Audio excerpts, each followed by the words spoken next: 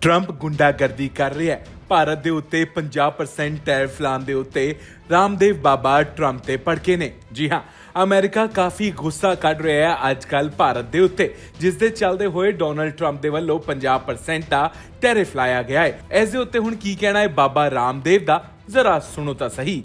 पूरी दुनिया में एक नया न्यू वर्ल्ड ऑर्डर बन रहा है और इस न्यू वर्ल्ड ऑर्डर में ब्रिक्स कंट्रीज, पूरा भारत, रसिया, चाइना, मिडिल ईस्ट, यूरोप के कुछ देश, G7 के भी कुछ देश अब एक साथ आगे आ रहे हैं, जिससे कि अमेरिका की जो गुंडागर्दी है, जो दादागिरी है, उसका मुकाबला किया जा सके, डॉलर का जो साम्राज्य है उसको तोड़ा जा सके।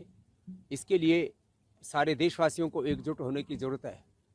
आज से 250-300 साल पहले एक कंपनी ने देश को गुलाम बनाया था, ईस्ट इंडिया कंपनी, और करीब 10 ताकतवर लोगों ने लगभग 64 ट्रिलियन डॉलर की लूट की थी। 10 ताकतवर लोगों और कंपनियों ने कुल मिलाकर के 200-250 सालों में 100 ट्रिलियन से ज़्यादा भारत की आर्थिक लूट हुई।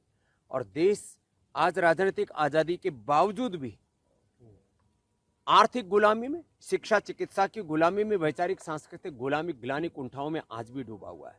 तो जब देश के लोगों को ये पता लगता है कि 100 ट्रिलियन से ज़्यादा लूट विदेशी आक्रांताओं ने की, MNCs ने की, तो उनके प्रति सहज एक घृणा, नफरत ही नहीं, उनके बहिष्कार का, बाइकाट का भाव भी अंदर जागृत होता है कि यदि हमें भारत को मजबूत बनाना, भारत की इकोनॉमी को, भारत के करेंसी को मजबूत बनाना है, भारत के नागरिक को हमें गौरव दिलाना है, भारत को का वर्चस्व हमें पूरी दुनिया में प्रतिष्ठापित करना है, तो देश के प्रधानमंत्री जी भी इस बात का बार बार आह्वान करते हैं कि हमें आत्मनिर्भर होना पड़ेगा, वापस हमें स्वदेशी को अपनाना पड़ेगा। सुबह से शाम तक जो भी हम विदेशी कंपनियों के प्रोडक्ट्स इस्तेमाल कर रहे हैं उससे भी हमें बचने की जरूरत है। ਟਰੰਪ ਗੁੰਡਾਗਰਦੀ ਕਰ ਰਿਹਾ ਹੈ। ਭਾਰਤ ਦੇ ਉੱਤੇ 50% ਟੈਰਿਫ ਲਾਉਣ ਦੇ ਉੱਤੇ ਰਾਮਦੇਵ ਬਾਬਾ ਟਰੰਪ ਤੇ ਭੜਕੇ ਨੇ। ਜੀ ਹਾਂ, ਅਮਰੀਕਾ ਕਾਫੀ ਗੁੱਸਾ ਕੱਢ ਰਿਹਾ ਹੈ ਅੱਜ ਕੱਲ ਭਾਰਤ ਦੇ ਉੱਤੇ, ਜਿਸ ਦੇ ਚੱਲਦੇ ਹੋਏ ਡੋਨਲਡ ਟਰੰਪ ਦੇ ਵੱਲੋਂ 50% ਦਾ ਟੈਰਿਫ ਲਾਇਆ ਗਿਆ ਹੈ। ਇਸ ਦੇ ਉੱਤੇ ਹੁਣ ਕੀ ਕਹਿਣਾ ਹੈ ਬਾਬਾ ਰਾਮਦੇਵ ਦਾ, ਜ਼ਰਾ ਸੁਣੋ ਤਾਂ ਸਹੀ।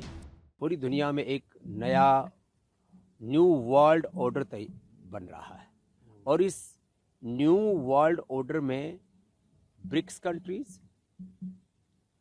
पूरा भारत, रसिया, चाइना, मिडिल ईस्ट, यूरोप के कुछ देश, G7 के भी कुछ देश अब एक साथ आगे आ रहे हैं, जिससे कि अमेरिका की जो गुंडागर्दी है, जो दादागिरी है, उसका मुकाबला किया जा सके, डॉलर का जो साम्राज्य है उसको तोड़ा जा सके। इसके लिए सारे देशवासियों को एकजुट होने की ज़रूरत है।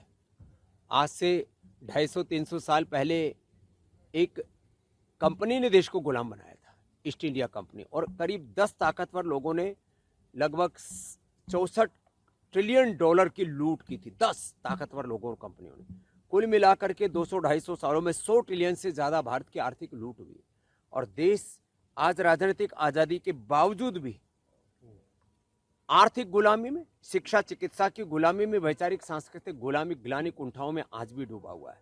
तो जब देश के लोगों को ये पता लगता है कि 100 ट्रिलियन से ज़्यादा लूट विदेशी आक्रांताओं ने की, MNCs ने की, तो उनके प्रति सहज एक घृणा, नफरत ही नहीं, उनके बहिष्कार का, बाइकाट का भाव भी अंदर जागृत होता है कि यदि हमें भारत को मजबूत बनाना, भारत की इकोनॉमी को, भारत के करेंसी को मजबूत बनाना है, भारत के नागरिक को हमें गौरव दिलाना है, भारत को का वर्चस्व हमें पूरी दुनिया में प्रतिष्ठापित करना है, तो देश के प्रधानमंत्री जी भी इस बात का बार बार आह्वान करते हैं कि हमें आत्मनिर्भर होना पड़ेगा, वापस हमें स्वदेशी को अपनाना पड़ेगा। सुबह से शाम तक जो भी हम विदेशी कंपनियों के प्रोडक्ट्स इस्तेमाल कर रहे हैं उससे भी हमें बचने की ज़रूरत है।